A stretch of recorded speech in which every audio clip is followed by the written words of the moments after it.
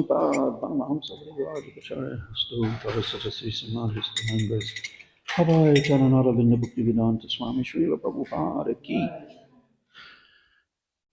Sri Sri Gaurnitai Ki Sri Sri Radha Govardhana Dari Ki Sri Sri Krishna Balaram Sri Giriraj Govardhana Ki Govardhan Ki Gaura Premanandi. Oh, glories to the assembled devotees. Oh, glories to the assembled devotees. Oh, glories to the assembled devotees. Oh, glories to Sri Guru and Sri Gauranga. Om Namo Bhagavate Vasudevaya. Om Namo Bhagavate Vasudevaya. Om Namo Bhagavate Vasudevaya.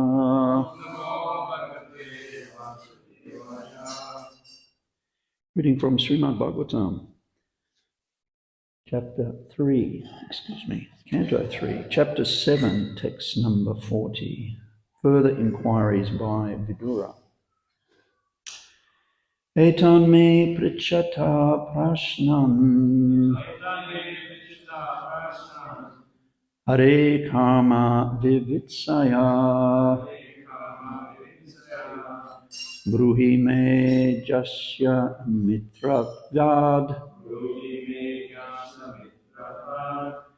Ajaya Nashta Chakshushaha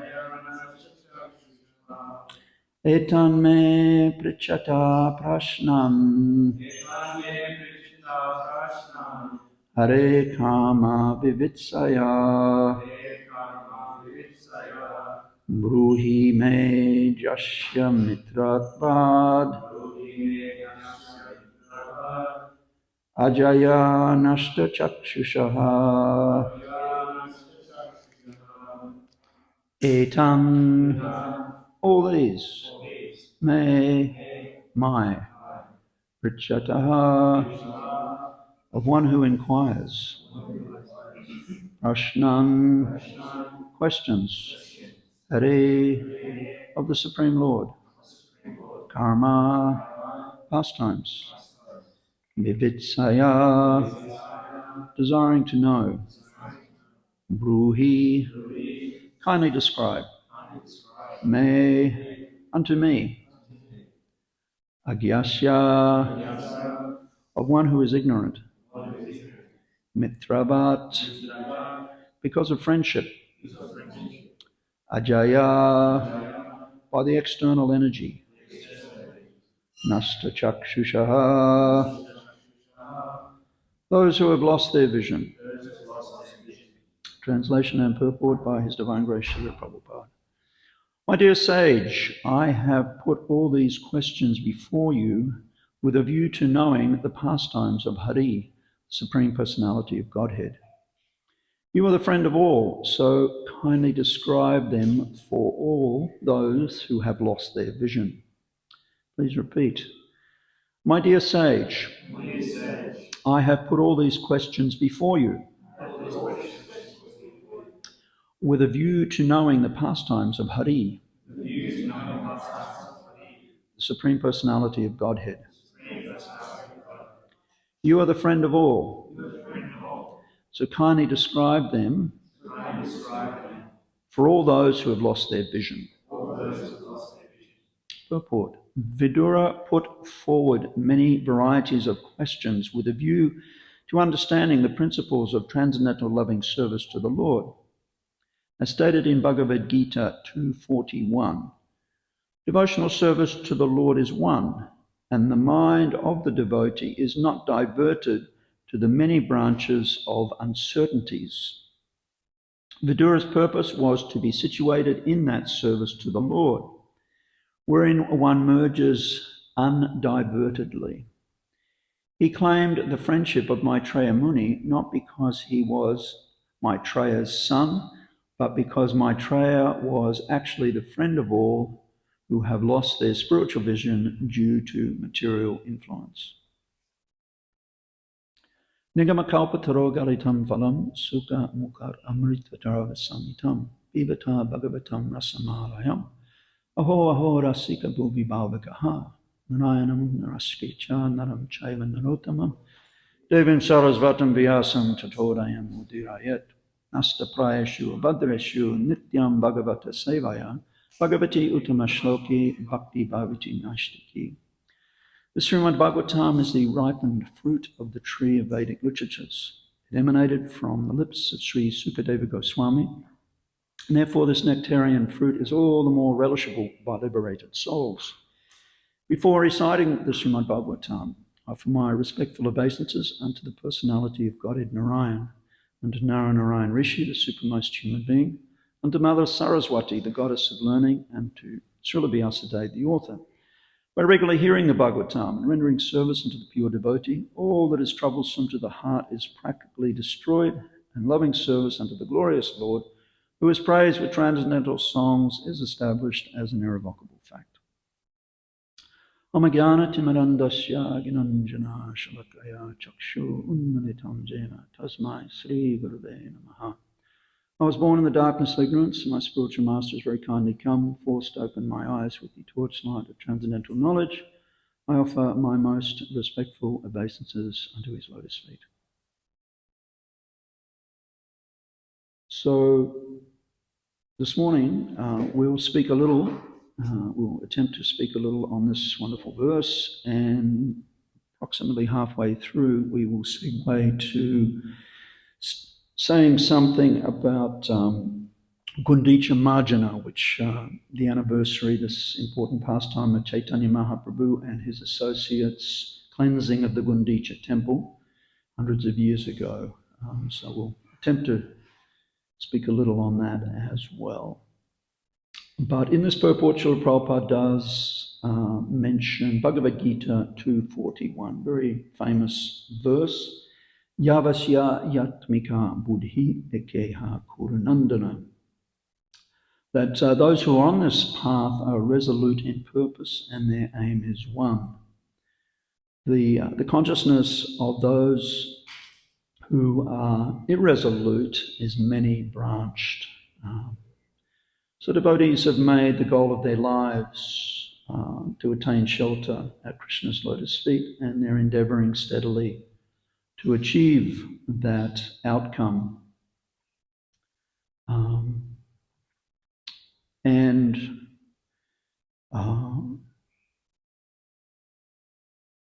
There are many wonderful topics in the Srimad Bhagavatam in its totality, 10 topics altogether, beginning with the first and the second creations, and culminating in the ultimate shelter, Krishna's lotus feet, the Samambonam.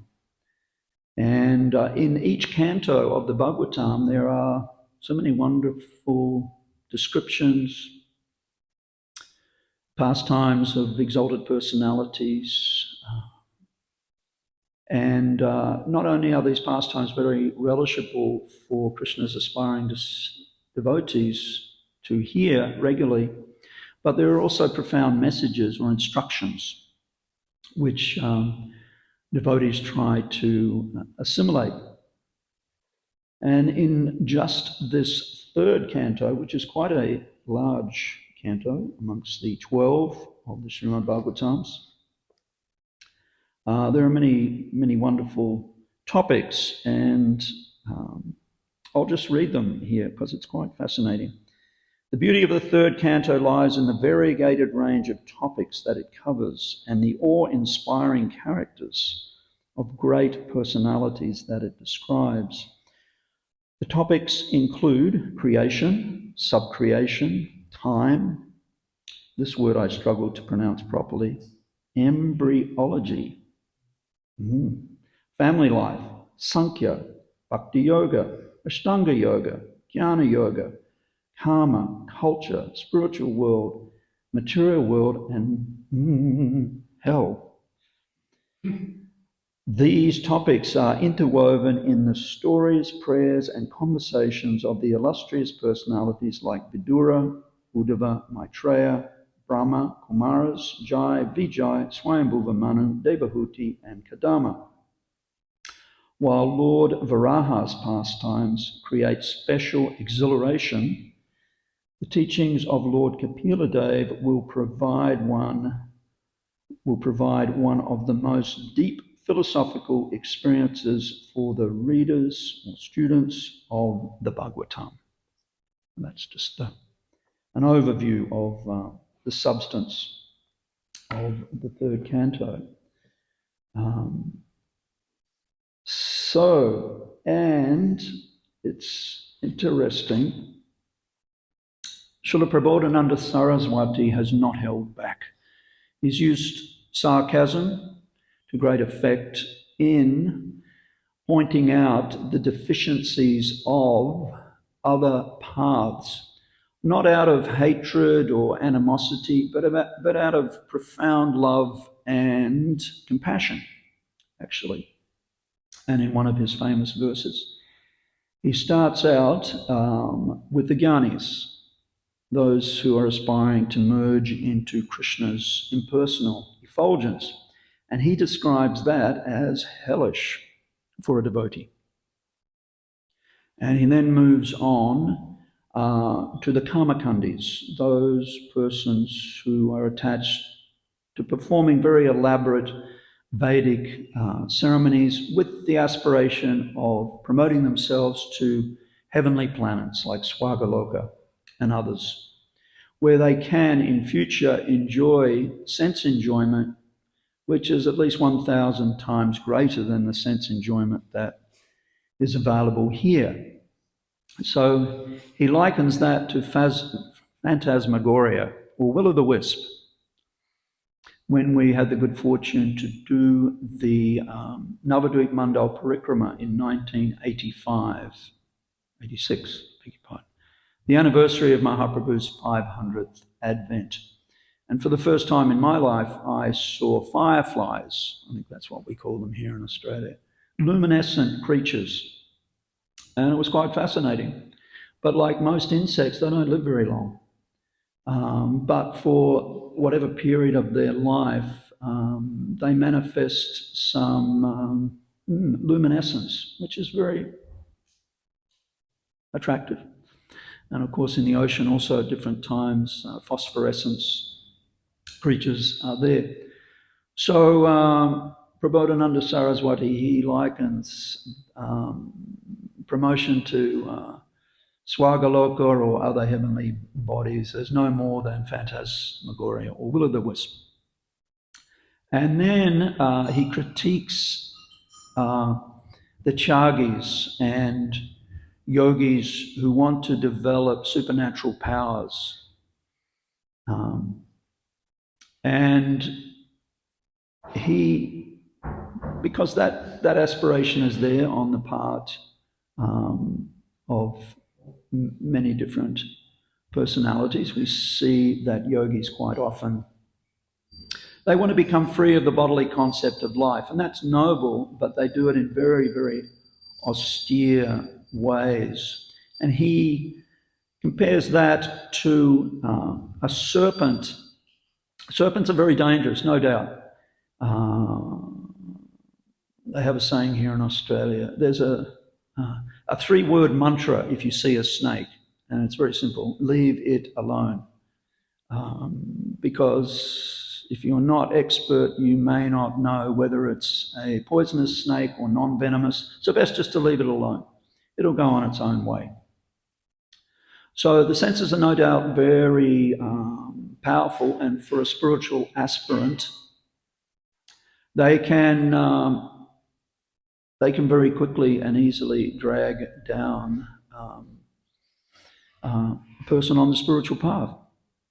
But he compares, for a devotee, those same senses. It's like a snake that's had its poisonous fangs removed. It's no longer fearful. You don't fear a snake, knowing that its poison fangs have been taken out.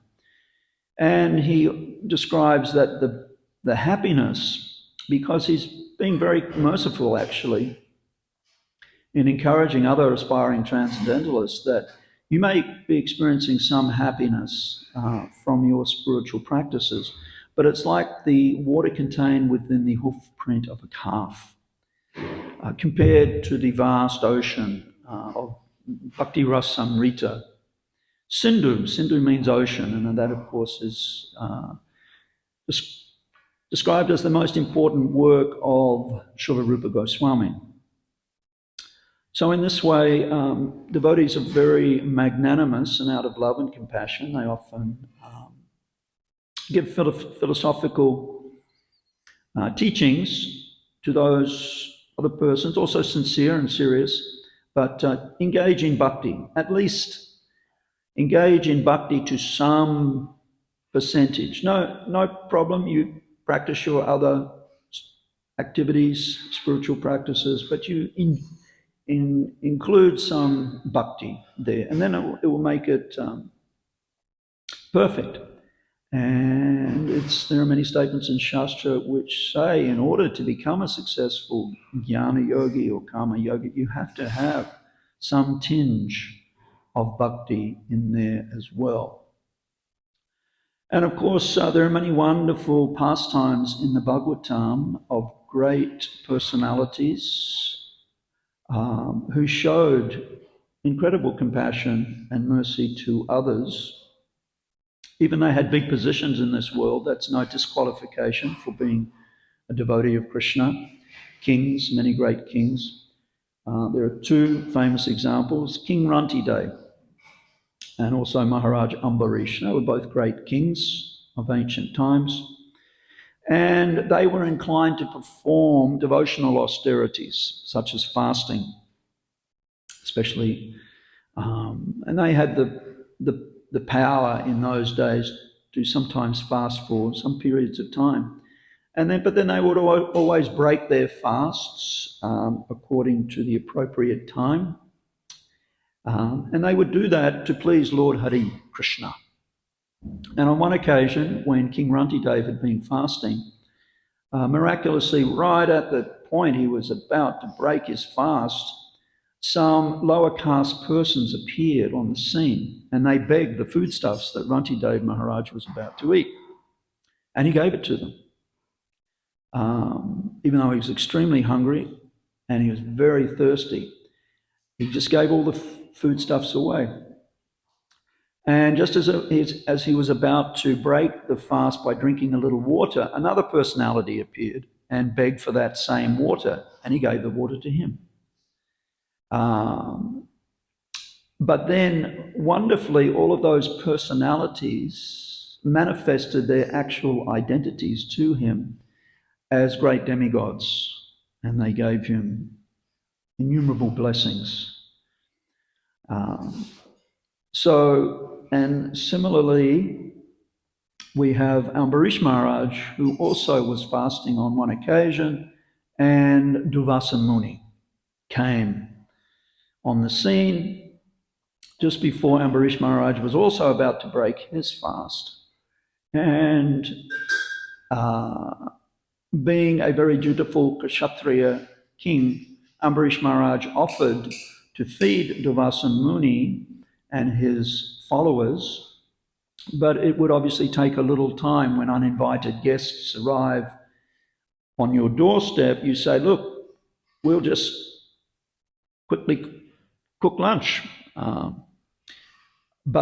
this happened, but the king suggested you please go and take your morning bath, and by the time you get back, we'll have something prepared for you. So Durvasa Muni did that.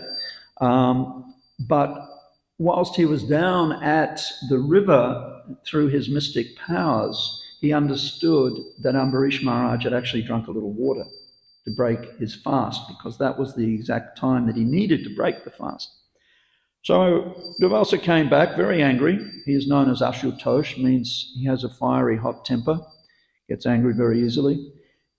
He's also quite easily pleased and quite often gives benedictions and blessings as well. But on this instance, he was quite upset and he cursed Ambarish Maharaj. He said, because he's a Brahmin and a great yogi, mystic. So long story, but ultimately even after creating one fiery demon from a hair from his head and cursing the king.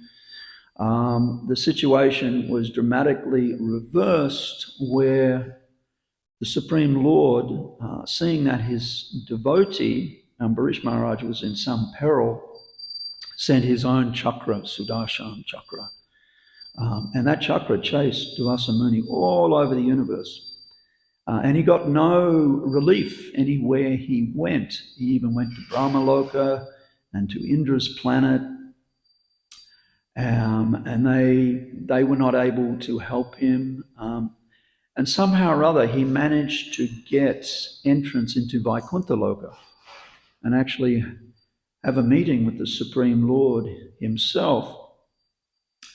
And Srila Jiva Goswami gives a delightful extension to this pastime by explaining that when Durvasa Muni somehow or other managed to get into Vaikuntha Loka, into the court of Lord Vishnu, it was a little like a king sometimes brings a wild animal in a cage into the court for entertainment. So this was highly unorthodox and unusual that Durvasa was actually allowed, but that's the example Jiva Goswami gives. So he begged some relief because Sudarshan chakra was still there. So Lord Vishnu said, even I can't help you. You've offended my devotee. You have to go back and seek the blessings of Ambarish Maharaj in person. And of course, Ambarish Maharaj was more than happy to give forgiveness. Forgiveness is a wonderful quality of exalted saintly persons. So, and it's actually said that Durvasa and Ambarish Maharaj actually became quite good friends after that. All was forgiven. So, and of course, we have the example in Mahaprabhu's pastimes of Vasudev Dutt, who actually approached Mahaprabhu and asked him in all seriousness, you're the Supreme Lord, you transfer the sinful reactions of all conditioned souls in this entire universe onto my head, and I'll suffer perpetually in a hellish condition so they can all go back to Godhead. And Mahaprabhu said that is not necessary, but it was such a exalted mood that Vasudev Dutt, unequaled in the history of Vaishnavism, and he was willing to do that out of compassion for the fallen souls of this world. And there's a delightful story of Srila Prabhupada standing on the balcony of his Calcutta temple back in the day on one occasion, talking to one of his American disciples. And down below were two beggars, and one man only had a stump where his right hand should have been. And this American godbrother said to Srila Prabhupada, I sometimes feel great compassion for these people. And Prabhupada looked at him and said, only sometimes? So, Paraduka Duki, exalted devotees are always feeling great compassion for the suffering of the conditioned souls, and they work earnestly to try to alleviate that suffering. And they do it in a variety of different ways. Another pastime we were just reminded of recently was on one of Prabhupada's many visits to London in the early 1970s, mid-70s. Devotees would invite all sorts of different people to come and speak to Srila Prabhupada. And on one occasion, one gentleman came, I'm not sure of his background, who he was, but he was an important man of the time, and he came. But he didn't appear to be very interested in Krishna consciousness. So he and Prabhupada shared some small talk, but then Prabhupada asked for the harmonium, and for the next 40 minutes, Prabhupada played the harmonium and accompanied himself by chanting Hare Krishna for 40 minutes. And then after that, Prabhupada put the harmonium to one side and said, this is what we do. This is what we do. I remember Badahari on probably his last visit here. He told me that, and I don't know, maybe he hadn't heard it or forgotten it, but, because he and so many other devotees, they travel the world and they attend big kirtan melas and they enliven the devotees and non-devotees. And he said, yes, Prabhupada said that, this is what we do.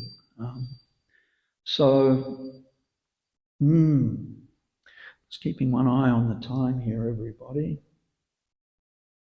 And let's just see. Another wonderful pastime in this third canto earlier on is the meeting of these great personalities, Vidura, Maitreya, and Krishna's advisor, Purva, thank you. And it's described there that Mayada Vyatikrama, which means, and Prabhupada in one purport describes it as impertinence on the part of the spiritual neophyte to dare to speak when there is a more senior person present. It's in human society, we have protocols and we have etiquette, and in spiritual circles, that most definitely is there as well. So, and one nice aspect which is brought out is, and I'll just read this. Vidura's humility is evident in his inclination to accept Uddhava, though younger, as his spiritual master, Uddhava being the intimate associate of the Supreme Lord, Sri Krishna.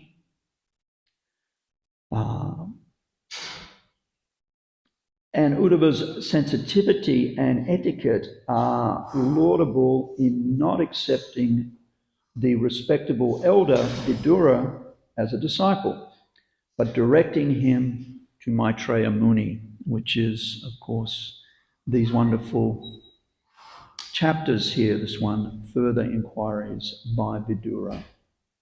So that's a wonderful point of Vaishnava etiquette. And there is, however, exceptions to that rule, and the famous one being Sukadeva Goswami being elected by one and all to speak Srimad Bhagavatam, even in the company of his elders, his own father, Srila Vyasadeva, who he'd learned the Bhagavatam from, and Vyasadev's spiritual master, Narad Muni. We're confident that they insisted that he sought their permission and blessings before accepting that position as the speaker, but that's one interesting exception. The most qualified person, and often that happens, not necessarily that the most senior, but the most qualified will speak. We've also been very enlivened recently to hear, just as they've been going on for some years now, 50th anniversary celebrations of the installation of deities in different temples of Srila Prabhupada around the world. And the most recent one occurred just a few days ago in Chicago. And I've never had the good fortune to have darshan of these deities, but their lordships, Sri Sri Kishore Kishori, beautiful white marble deities of Radha and Krishna. And the only names of Krishna and Srimati Radharani where Krishna's name is first, Kishore. And Kishori, Srimati Radharani, her name is second. So wonderful celebrations going on there. And of course, during the 1970s, Chicago was a very, very big temple with many, many Sankirtan devotees. There was a big international, still is, big international airport in Chicago, which is named after one of the Irish founding fathers of the city, Mr. O'Hare. And when Prabhupada went there, he seriously instructed his leaders, you please go to the mayor and the municipal council officers and ask them, would they kindly change the name of the airport to O Hare Krishna International Airport. Devotees tried to do that. They weren't successful. Still, Prabhupada was serious. And of course, it was flying to Chicago Airport on one of his visits there that Srila Prabhupada was offered a Time magazine by, they used to be called hostesses, flight attendant. And the cover of that Time magazine had crime, why and what to do. So at a big press conference when Prabhupada arrived at the airport, he seized on that and he very boldly asked, again, the council of that important city, you just give us, you give us some facility in this important city, and you also give us foodstuffs, and we will cook prasadam and we'll distribute it to all of the needy people. And you will see, Prabhupada was confident just by mass distribution of prasadam that the crime rate would go down. So Prabhupada seized on every opportunity to preach. So I might just stop there, everyone, and we'll segue now to reading. This is a very important pastime, just a little bit about Gundicha Marjana. And I was told that the cleansing of Radha Govardhana Dari's temple has already begun. Last weekend, I think the altars were thoroughly cleansed, as they're done once a year at least. But I'm going to read everyone just about 3/4 of a page from a 3-page purport of Srila Prabhupada's from Chaitanya Charitamrita, which is really wonderful. We don't have time to read the whole purport, but we encourage everyone to, if you do have time today, to go and read this chapter from Chaitanya Charitamrita. This is a wonderful purport. Let me just... To give us practical instructions, Lord Sri Chaitanya Mahaprabhu cleansed the temple twice. His second cleansing was more thorough. The idea was to throw away all these stumbling blocks on the path of devotional service. He cleaned the temple with firm conviction, as is evident from his using his own personal garment for cleansing. Sri Chaitanya Mahaprabhu wanted to see personally that the temple was thoroughly cleansed, as clean as marble. Clean marble gives a cooling effect. Devotional service means attaining peace from all disturbances caused by material contamination. In other words, it is the process by which the mind is cooled. The mind can be peaceful and thoroughly cleansed when one no longer desires anything but devotional service. Even though all dirty things may be cleansed away, sometimes subtle desires remain in the mind for impersonalism, monism, success, and the 4 principles of religious activity, dharma, artha, karma, and moksha. All these are like spots on clean cloth. Sri Chaitanya Mahaprabhu also wanted to cleanse all these away. By his practical activities, Sri Chaitanya Mahaprabhu informed us how to cleanse our hearts. Once the heart is cleansed, we should invite Lord Sri Krishna to sit down, and we should observe the festival by distributing prasad and chanting the Hare Krishna Maha Mantra. Sri Chaitanya Mahaprabhu used to teach every devotee by his personal behavior. Everyone who spreads the cult of Sri Chaitanya Mahaprabhu's accepts a similar responsibility. The Lord was personally chastising and praising Hare Krishna. Excuse me. Here we go.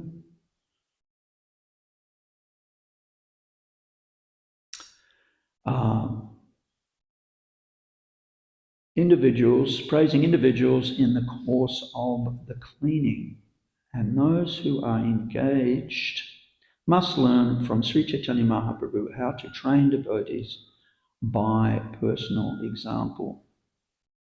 Sorry, everyone. The Lord was very pleased with those who could cleanse the temple by taking out undesirable things accumulated within. This is called anartha nivriti, cleansing the heart of all unwanted things. Thus, the cleansing of the Gundicha Mandir was conducted by Sri Chaitanya Mahaprabhu to let us know how the heart should be cleansed and soothed to receive Lord Sri Krishna and enable him to sit within the heart without disturbance. So wonderful, wonderful pastime, Chaito Darpana Marjanam, we recite every morning, that the consciousness is a little like a mirror, but mirrors can get covered by dust, and as such, you can't actually see your reflection in the mirror until you cleanse all the dust away. So similarly, the consciousness over so many lifetimes has accumulated so many anarthas, unwanted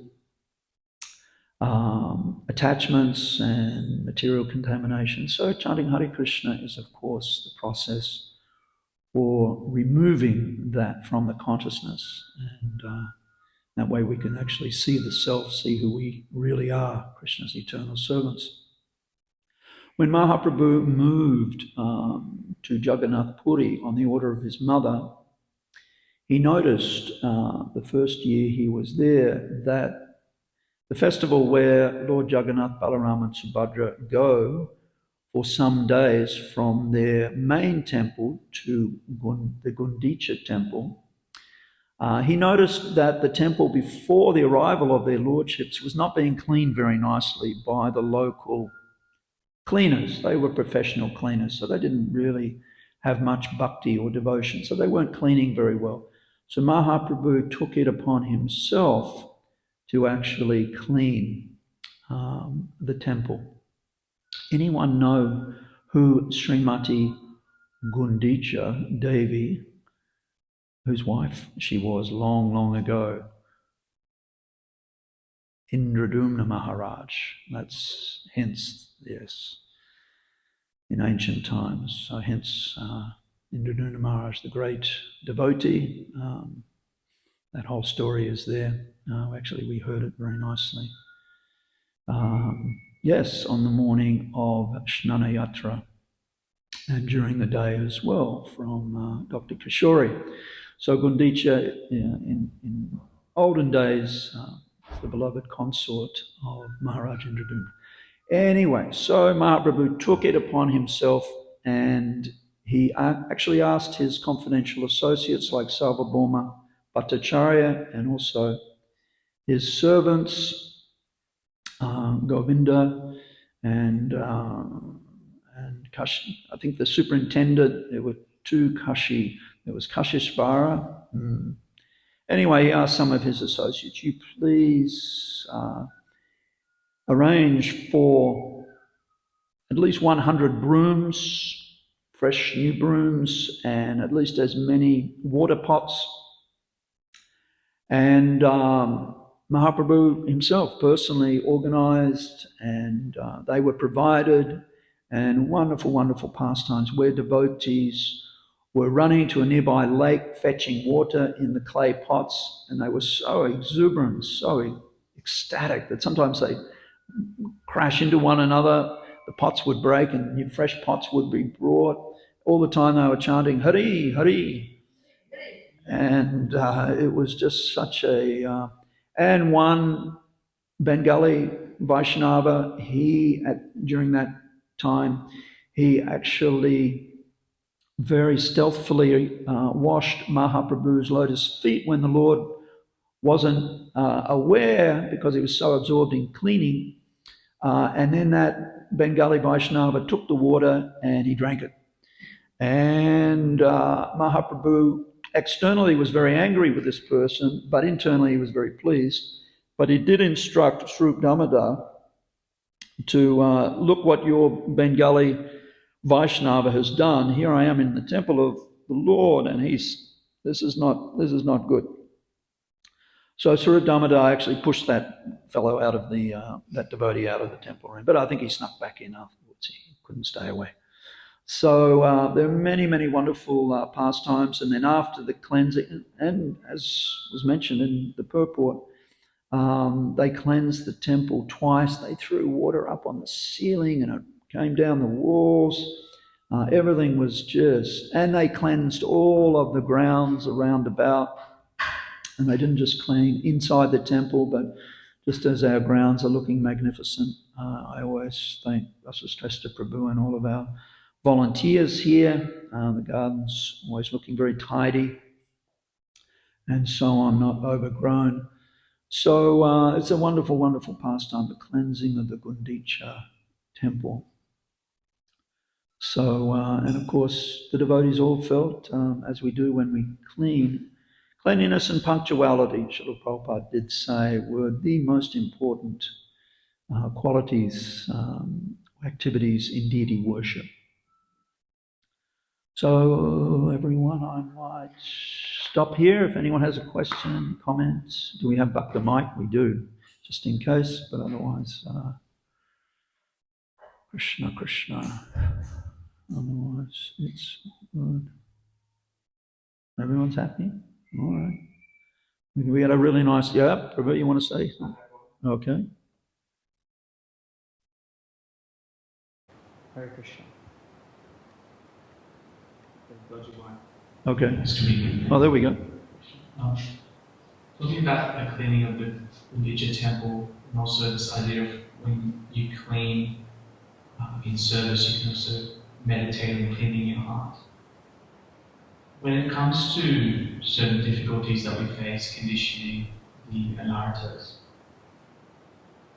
does one in their devotional practice need to wait for those anarthas to arise, to identify them, and then develop a strategy to overcome them through devotional service, or can one get ahead of the curve, ahead of that opportunity where it might arise? For example, say anger comes up in a fight, or can you deal with it prior to certain things arising that you didn't know of?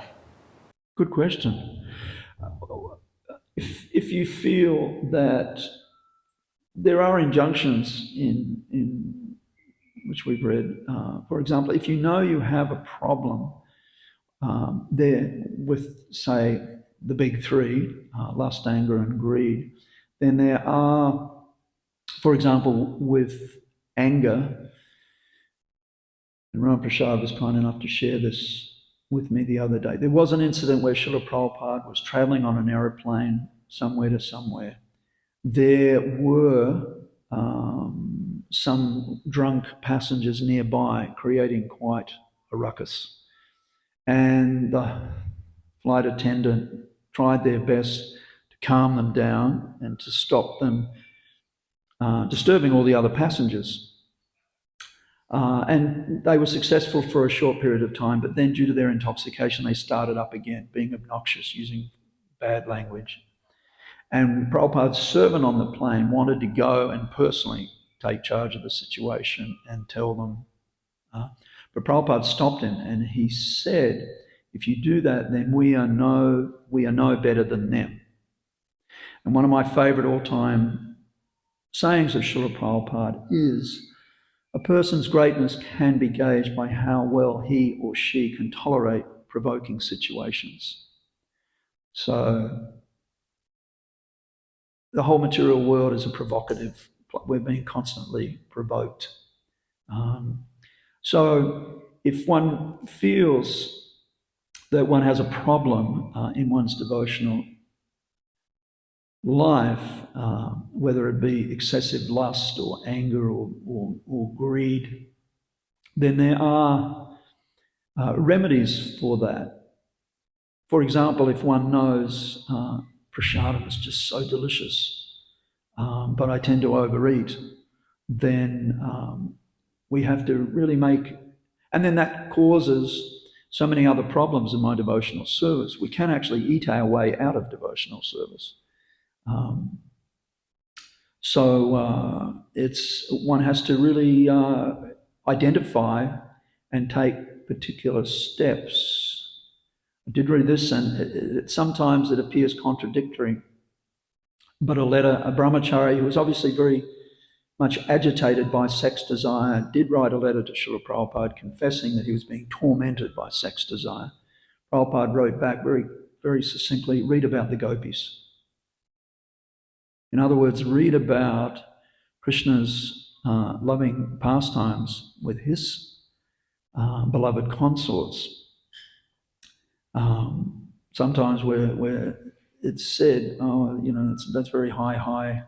I'm not qualified to read it, but it has a little like you use a thorn to take out another thorn, and then you throw them both away so nobody else steps on them. Or so the same thing, but spiritualized and transcendental, can actually cure the disease. The whole theory of homeopathy, which Prabhupada also practiced and you understood very well. So, but one has to identify this is a real anartha.